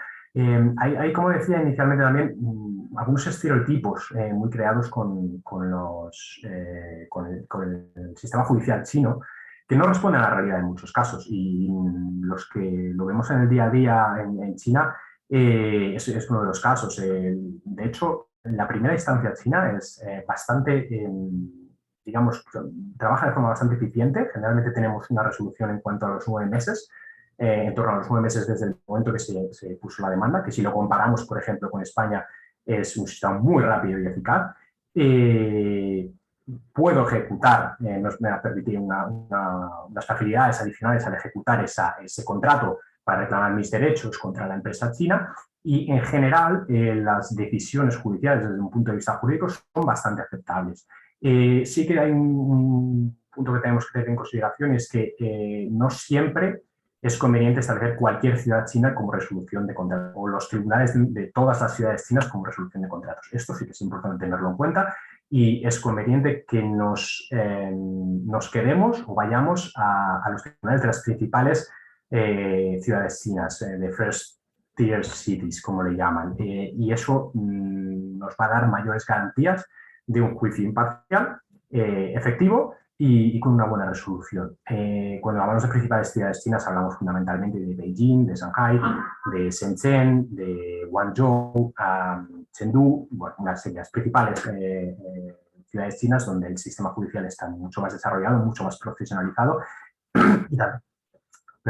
y también evitaremos injerencias externas en ese sentido. Por lo tanto, bueno, que lo tengáis en cuenta. Como aspectos quizás negativos, ¿no? de la práctica judicial china es que aún las compensaciones en ocasiones siguen siendo, las compensaciones cuando reclamamos cualquier actividad siguen siendo un poco bajas, aunque esto ha ido cambiando en los últimos años y están incrementando, especialmente en materia de propiedad intelectual, a reclamaciones por infracción de marcas, por ejemplo. Pero, como decía, el sistema judicial chino es bastante mejor de lo que se ve desde fuera. Y es recomendable en muchas de las situaciones en las que nos podemos encontrar. En cuanto al arbitraje, bueno, he comentado las principales cuestiones ya, tanto positivas como negativas, y cuándo conviene acudir a tribunales de arbitraje, tanto en China como en el extranjero. Así que no me voy a repetir, lo tenemos igualmente aquí. Y ya finalmente, bueno, negociación de contratos, ¿no? Cuando hablamos de negociación de contratos en China con una empresa china. Esto simplemente ya es incidiendo con lo que os comentaba al principio, con ese acercamiento, ese entendimiento a la cultura china, a la idiosincrasia china, a la forma de trabajar y de negociar en China. Es importante que tengamos una serie de cuestiones en cuenta, ¿no? Esto yo creo que Manuel, si ahora en el turno de preguntas igual surgen también cuestiones sobre esto, yo creo que Manuel también puede hacer una gran aportación en esto, ¿no? Él tiene mucha experiencia en China. Y es, digamos, cuáles son aquellos puntos, aquellos consejos que, como vemos aquí, que hay que tener en cuenta para negociar con una empresa china. ¿Qué es lo que espera cuál es ese acercamiento cultural china, cómo se tratan en los negocios, cuáles son los puntos que tenemos que tener en cuenta, cómo debemos enfrentarnos a esa negociación desde un punto de vista cultural. Y en ese sentido, pues lo que os comentaba, ¿no? Lo mejor es informarme, leer, conocer, preguntar de antemano antes de sentarme cara a cara. Bueno, ahora es más complicado de cara a cara, pero volverá, y en cualquier caso, si se realiza online, conocer con quién estoy hablando. No solo la empresa, como hemos comentado al principio, sino desde un punto de vista cultural, cómo negocian, cuál es la práctica comercial que siguen los chinos, que esperan, cómo tratan a las empresas con las que quieren hacer negocio, ¿no? Es muy recomendable, por ejemplo, en China, destacar sobre todo que las formalidades, desde el punto de vista negocial, a la hora de desarrollar una negociación con una empresa extranjera, son muy importantes. Determinadas formalidades, ese acercamiento suave inicialmente, con un tono amable, digamos, hacer una introducción y escribir cuál es el propósito que tenemos, ¿no? Si, por ejemplo, queremos vender nuestro producto en China y estamos hablando con un distribuidor, explicarles el proyecto, tomarnos nuestro tiempo para describir no solo lo que queremos hacer desde nuestro punto de vista, sino recalcar la cooperación, ¿no? Hablar en términos de cooperación más que en otro tipo de términos en ese sentido. En términos de cooperación con una empresa china, queremos involucrarles, queremos que sean parte del proyecto, confiamos en ello. Tratar de establecer esos vínculos, esa confianza, porque pues, sobre todo esta es la palabra, ¿no? Confianza, porque en China la confianza, en todos lados obviamente, cuando en el mundo occidental sobre todo, que estamos más acostumbrados, pero dominamos mejor, ¿no? Cómo establecer esas formas, cómo llegar a la otra parte, cómo establecer esa confianza. Pero en China es más complicado. Generalmente lleva más tiempo y requiere de determinadas formalidades, de paciencia y de desarrollo, no solo de la relación comercial, sino de la relación personal con mi socio, de desarrollar esa relación personal, que es lo que va a hacer o va a fructificar en una relación comercial exitosa. Y estos son puntos que tenemos que tener en cuenta. Por ejemplo, destacar pues, antes de iniciar ya la negociación o la charla de determinados puntos del proyecto comercial, pues ir a cenar, ¿no? Esto es lo más habitual, es como se hacen los negocios en China, a sentarse en la mesa, no sé si lo habéis hecho anteriormente, si lo conocéis, sentarse en estas mesas redondas, compartiendo la comida, esa charla inicial, ese small talk para acercarme, para hablar de lugares comunes con la empresa china. Esto nos va a dar, o le va a dar a nuestro socio chino un sentimiento de cercanía, de calidez, de allanar el terreno para después entrar ya en todas las cuestiones comerciales. Veremos que esto es, si leemos sobre ello, si entendemos un poco lo que esperan en la negociación de las empresas chinas, veremos que facilita mucho las negociaciones y hará que tanto la relación comercial como la relación personal fluya de forma mucho más fluida en este sentido.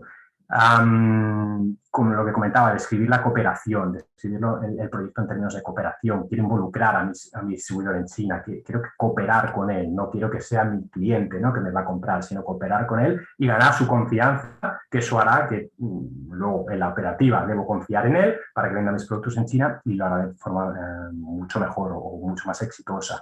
Y bueno, los precios, ¿no? El precio siempre es, en todas partes, es uno de los elementos de disputa, obviamente, de cualquier producto, de cualquier servicio, pero en China, si habéis negociado con empresas chinas, el precio, bueno, da igual el precio desde el que partas, siempre van a intentar rebajar ese precio, ¿no? A conseguir un precio mejor y muchas veces a través de métodos o de excusas o sacando a colación cuestiones que no vienen al caso o que en ocasiones no son verdad, ¿no?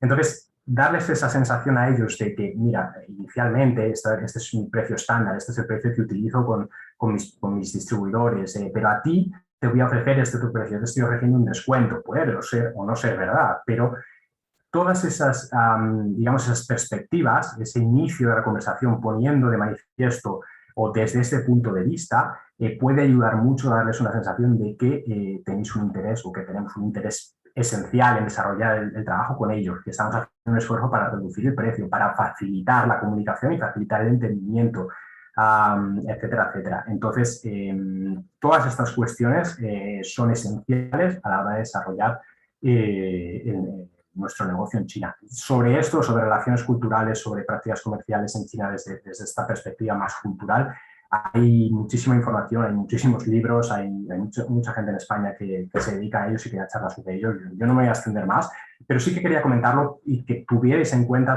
la importancia y la relevancia de este aspecto a la hora de desarrollar el negocio en China para hacerlo de una forma satisfactoria, exitosa y evitando pues todos los problemas posibles.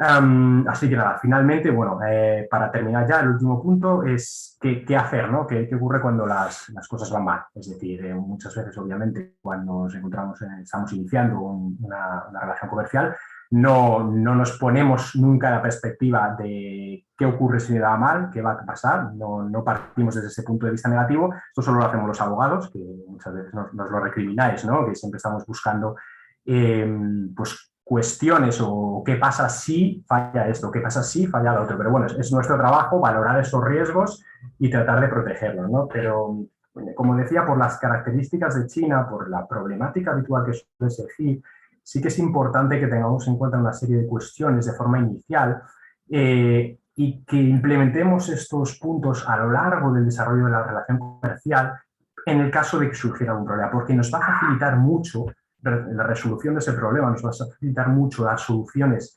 exitosas y satisfactorias si hemos llevado a cabo estas prácticas durante el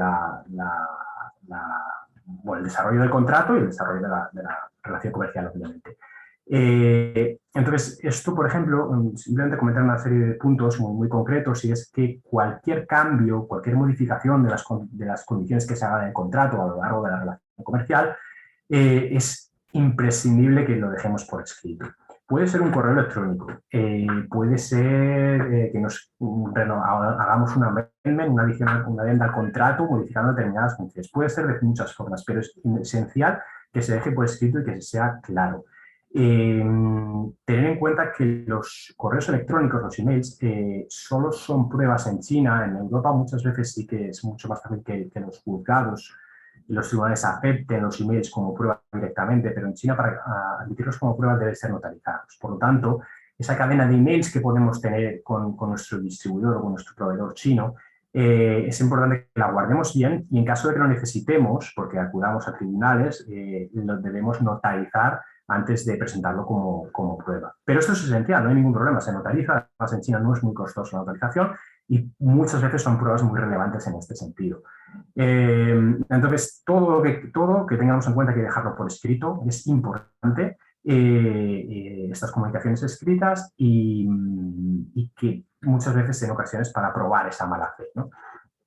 Un comentario muy importante, un aspecto práctico específico, y es que es importante que en estas comunicaciones por correo electrónico que realicemos con nuestro socio chino, se realicen o tratemos de que ellos nos escriban desde una dirección, una cuenta de correo electrónico que sea reconocible. Y cuando digo reconocible, lo habéis visto si habéis trabajado con China, en muchas ocasiones, lo marco aquí, los correos electrónicos chinos tienden a incluir números. No aparece ningún nombre en la dirección de correo electrónico. Por lo tanto, debemos, en la medida de lo posible, evitar esto y tratar de que nuestro distribuidor, nuestro proveedor chino, nos conteste y ese intercambio de comunicaciones por email se realice desde una cuenta de correo electrónico corporativa, por ejemplo, de la empresa china, etcétera, etcétera, o que por lo menos aparezca el nombre en chino en el nombre, lo cual no es tan común, pero sí que podemos tratar de forzarlo teniendo en cuenta su importancia. Por ejemplo, os pongo el ejemplo porque es que esto es muy habitual. Pues tenemos, lo comentaba Manuel también en la introducción, los nombres en inglés de las personas con las que negociamos en China, ¿no? Que utilizan nombres en inglés que son absolutamente inventados. De hecho, es que mis compañeros en la oficina en Shanghai, pues a veces cuando llega el año nuevo chino, para el siguiente año se cambian de nombre, ¿no? Y quien se llamaba Julie ahora se llama Carolina, por poner un ejemplo. Y esto es así. Entonces, el nombre en inglés, en este caso Sophie Luo, que vemos aquí, no tiene ninguna relevancia. Esto es importante. Entonces, tratar de que aparezca el nombre, si no viene en caracteres chinos, sí al menos en pinyin, que es esa transliteración al chino que hemos visto muchas veces, y que es el nombre en caracteres latinos con la sonoridad de los caracteres chinos, y por lo menos nos dará es fácilmente interpretable, ¿no? Llevado a caracteres chinos y sabemos quién, a la hora de presentar esto como prueba, sabemos quién estaba contestando ese email o quién estaba diciendo que en un momento determinado. Y lo que os digo, las direcciones de correo electrónico en China, en números. Esto es otro de los puntos que en la medida de lo posible debemos evitar y tratar de que nos contesten desde las direcciones corporativas. Como puntos adicionales a lo que estaba comentando, simplemente a tener en cuenta durante el desarrollo de la relación comercial y el desarrollo del contrato, la ejecución del contrato, de las operaciones, es esencial que recoger todas las pruebas de incumplimientos, sobre todo porque en China sigue en este aspecto la práctica judicial es muy formal aún. Entonces debes realizarse una serie de formalidades, debe seguirse una serie de formalidades a la hora de recoger la prueba y de que esa prueba de los determinados incumplimientos sea presentada. Por lo tanto, todos los documentos de órdenes de compra, no solo de contrato, órdenes de compra, de los emails, cualquier elemento escrito que hayamos dejado con nuestro socio chino, debemos tenerlo bien archivado, debemos tenerlo localizado para que en el caso de que lo necesitemos podamos notarizarlo y presentarlo para demostrar un incumplimiento y obtener una resolución judicial, si llegáramos al caso, favorable y obtener una compensación adecuada al daño que hemos sufrido por el incumplimiento. Entonces, esto es importante que lo tengamos en cuenta y lo que ya he comentado antes, que los tribunales chinos van a requerir la copia original del contrato sellado y firmado por las dos partes. No van a aceptar las copias de los contratos. Por lo tanto, ese intercambio de las copias originales a través de un mensajero van a ser los 40-50 euros mejor invertidos en todo momento. Con lo cual, que lo tengáis en cuenta, que es muy importante. Y finalmente, en cuanto a la enforcement actions, ¿no? A la ejecución, en esos casos de incumplimiento de los contratos, cómo afrontar esa situación. Obviamente, tomar, ¿no? Adquirir asesoramiento jurídico en estos casos para valorar la situación, los incumplimientos que se ha producido, las pruebas con las que contamos, recoger esa prueba siguiendo las formalidades del sistema judicial chino, que esto es, como he comentado, lo que hay que tener en cuenta, y definir una estrategia de actuación, ¿no? En muchos casos, ante estos incumplimientos, uno de los primeros pasos y que funciona en muchas más de las ocasiones de lo que se piensa, es verdad que ese es el envío de lo que llamaríamos en España requerimientos, ¿no? Requerimiento formal, en China llamamos a tornilleta. Pero al final estamos enviando ese requerimiento a la contraparte en el contrato para que dé cumplimiento a sus obligaciones dentro de este contrato. Y por lo tanto, cuando estos requerimientos son enviados desde una firma de abogados de China, no lo digo porque nosotros queramos atraer negocio en este caso, porque es verdad que digamos, el tratamiento de cómo valoran ese requerimiento a las empresas chinas es muy diferente que si viene de una firma de abogados en Europa, por ejemplo. Simplemente por una cuestión de lejanía, porque ellos ven, y esto se aprovecha mucho las empresas chinas, lo utilizan como excusa que fuera, ¿no? En el extranjero no se conoce el sistema chino, mi socio extranjero no conoce China y por lo tanto el que yo reciba un requerimiento de un despacho de abogados en Francia, pues lo veo mucho más lejano y lo que pienso es que nunca van a actuar contra mí realmente en China. En cambio, cuando lo reciben de un despacho de abogados en China, en esa situación es muy diferente y nosotros, nuestra experiencia es enviándolos, muchas veces sí que se tienen resoluciones o por lo menos la contraparte se da cuenta de que salta la alarma y dicen la empresa con la que estoy negociando conoce esto, ha tomado acciones necesarias para actuar contra mí desde China y esto puede llevar a una mejora del entendimiento o por lo menos a obtener una solución más fácil a la disputa que haya, ¿no? Entonces, bueno, que lo tengáis en cuenta, que puede ser una de las soluciones, esos requerimientos enviados desde China y si ninguna de estas situaciones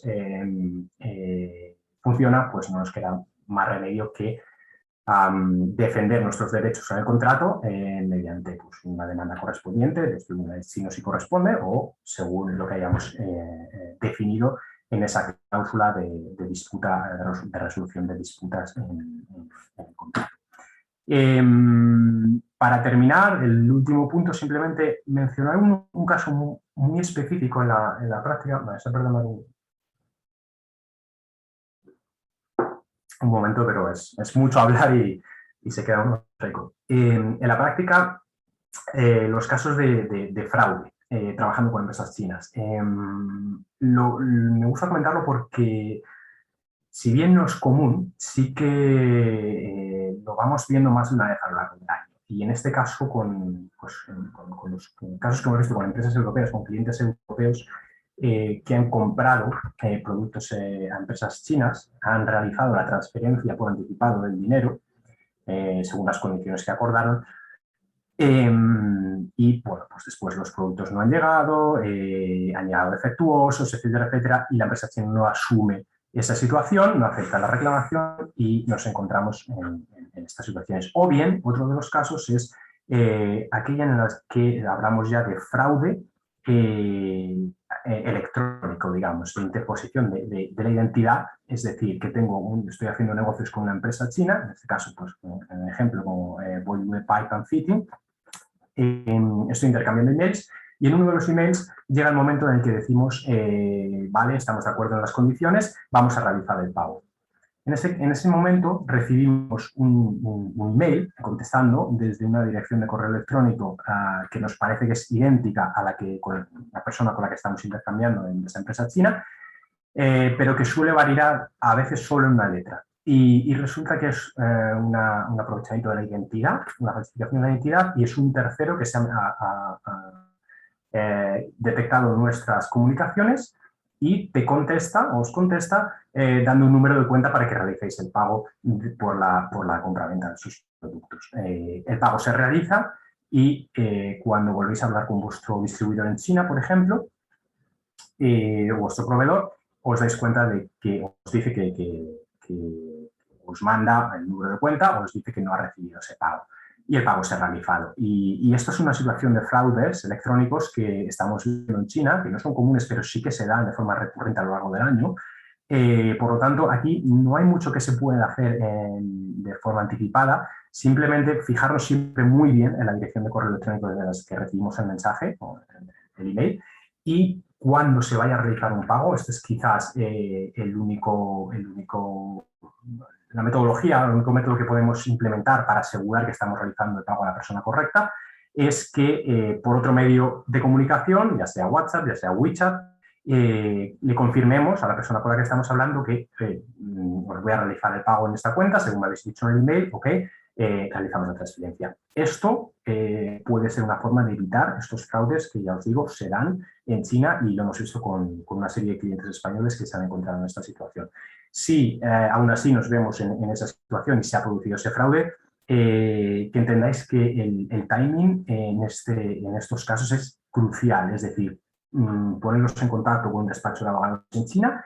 Igualmente, en estos casos, la asistencia de las entidades diplomáticas, de las instituciones públicas españolas en China, tanto el consulado español en Shanghái o en Beijing, pueden ayudar mucho a desarrollar acciones que nos permitan detectar este fraude y atacar a los defraudadores. Y esto, si os encontráis en una situación de estas, que sepáis que actuar con la mayor celeridad posible es crucial para tratar de resolver la situación y tratar de recuperar ese dinero que se han apoderado.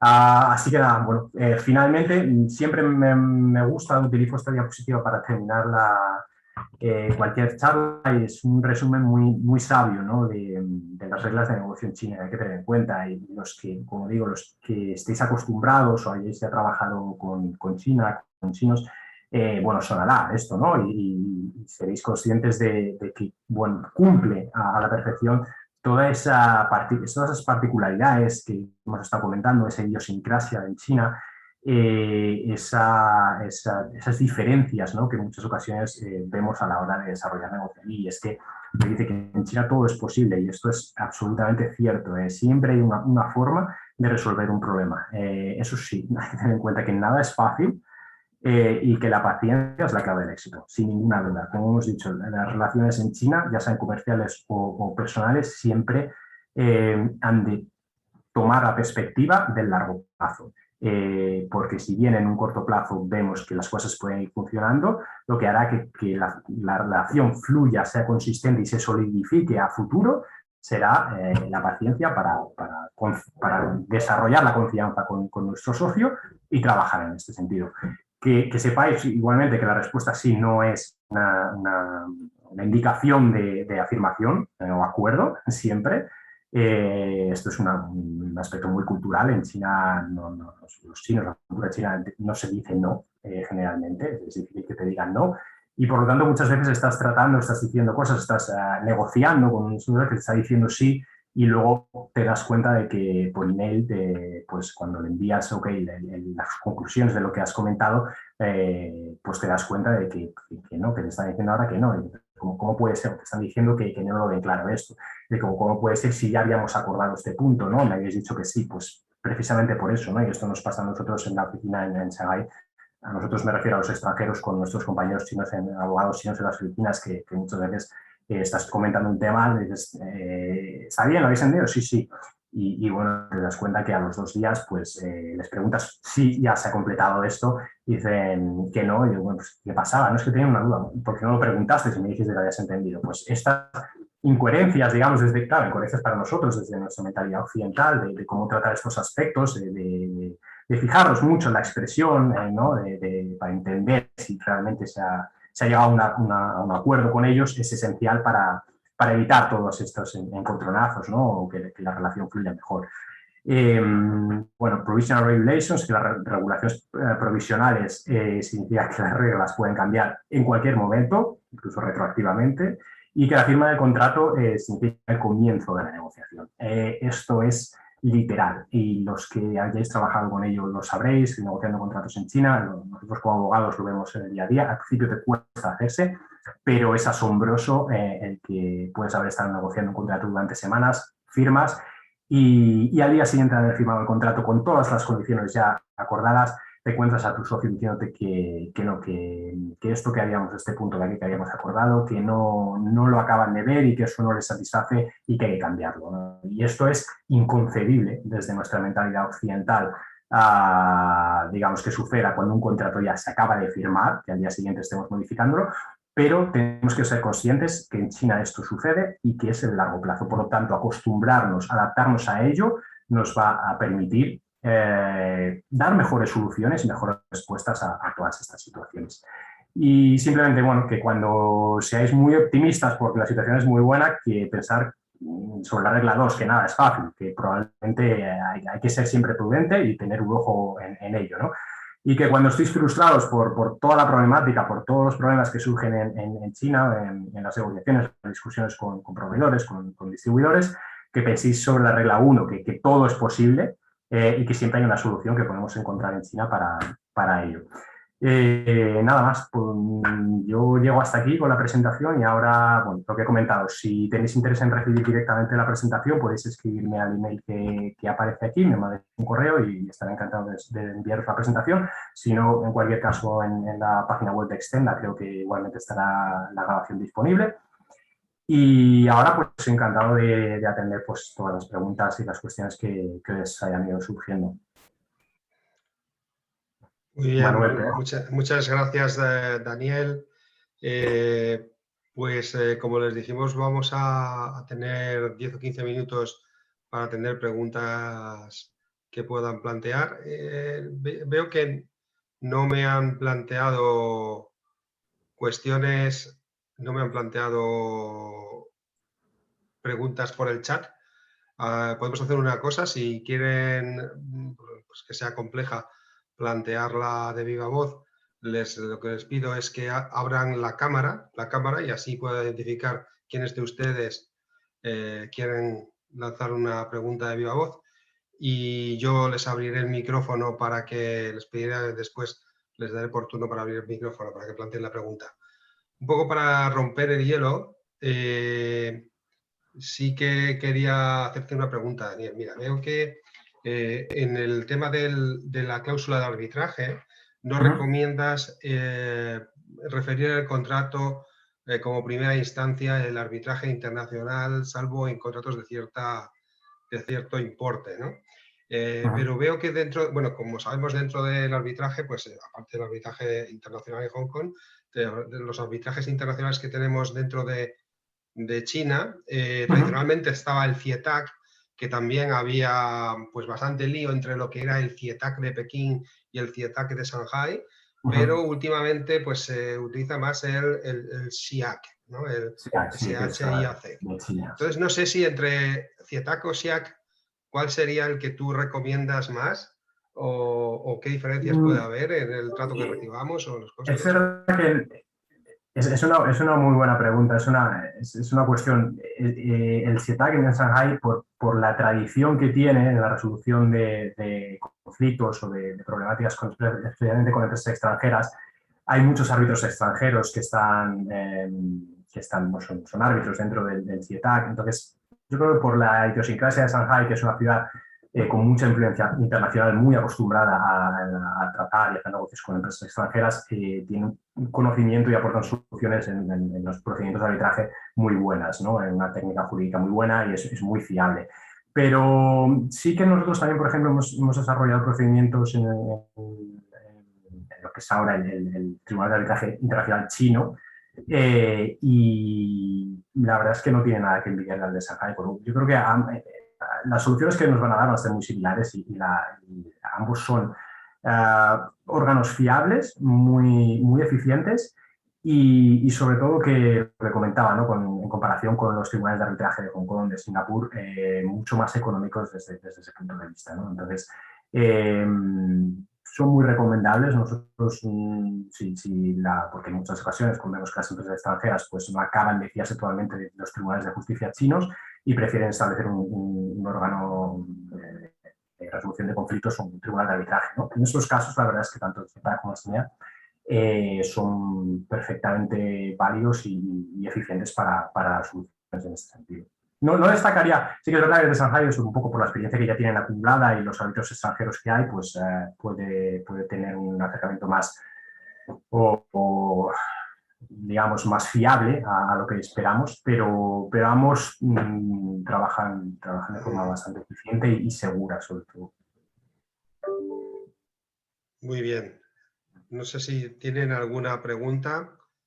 ¿Alguien quiere formular alguna pregunta? Ya digo, si me notifican, si abren vídeo, pues podemos hacer algunas intervenciones para que hagan la pregunta de viva voz. Creo que Antonio Arres, ¿puede ser? Veo micrófono abierto de Antonio Arres.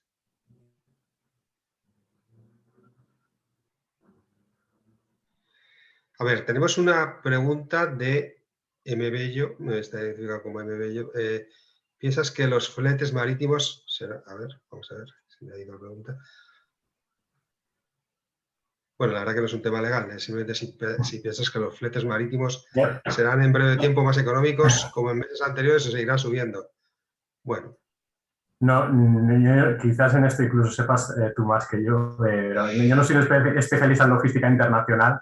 Es difícil saberlo, ¿no? Es verdad que quizás por las situaciones muy específicas que se están dando ahora con China y causadas también por la pandemia por el coronavirus han seguido subiendo y quizás en el corto plazo pues la perspectiva es esa, la tendencia. No puedo decir mucho más al respecto. Quizás tú pues, puedas aportar o tengas mayor información que yo sobre esto. Bueno, lo que sabemos es que con la pandemia pues las navieras aprovecharon también para achatarrar también buques pues poco eficientes o pequeños buques en los que el coste por unidad pues transportada pues sería más caro y ahora realmente está haciendo falta. Y luego además esos contenedores se fueron dejando en Europa y tienen que volver a China para poder recargarse, con lo cual creo que es algo que va a tomar tiempo, pero que quizás también hay algo estructural ahí, ¿no? Y es que yo creo que también, sin entrar en conspiraciones geopolíticas, pero obviamente la tendencia, tanto por precios de costes de energía como de transporte, por tanto, va a llevar una menor competitividad de China como potencia exportadora, ¿no? Con lo cual creo que quizás esos tiempos, tal y como eran, no volverán, ¿no? Pero obviamente pues algo tendrá que aliviarse la situación actual en el momento en que haya más contenedores disponibles en puertos chinos. También es verdad que la las industrias chinas con la forma de reaccionar contra el coronavirus, pues están cerrando también, pues digamos, cada 2 por 3, con lo cual es posible que también tengan cuellos de botella a la hora de sacar producciones, ¿no? Efectivamente, los contenedores de 20 a 40 pies han subido una barbaridad, casi han llegado a costar $15.000, efectivamente, por la indisponibilidad. Muy bien. ¿Alguna pregunta? No sé, veo aquí a Antonio de Erogra, Antonio Arrés, no sé si tienes alguna pregunta. Veo tu micrófono está abierto. No, se ha quedado abierto el micrófono. Si no, en cualquier caso, pues como he dicho, encantado de, si tienes preguntas específicas o más concretas, encantado si quien me quiera escribir un correo electrónico y estaré pues, a aportar la información que podamos o ayudarles en la medida de lo posible en ese sentido. Muy bien, pues muchas gracias a todos por estar hoy con nosotros. Lo dicho, en breve la grabación de la ponencia estará puesta en Stenda TV, en la web de Stenda. Yo creo que el coordinador de Sevilla, Tomás Guerrero, que ha estado en contacto con ustedes estos días, les pondrá un correo con los detalles. Y por lo demás, pues ahí tienen el contacto de Daniel de Prado, si nos lo quieren pedir o no lo hubiesen podido tomar nota, pues mándennos un correo a china@extenda.es y les mandaremos esta información. También, si tuviesen cualquier consulta respecto a identificación de una empresa china o cualquier otra consulta ya de tema más comercial, pues también estamos a su disposición. Así que muchas gracias a todos y muchas gracias, Daniel. Y nada, que tengáis un buen día. Gracias a vosotros. Igualmente.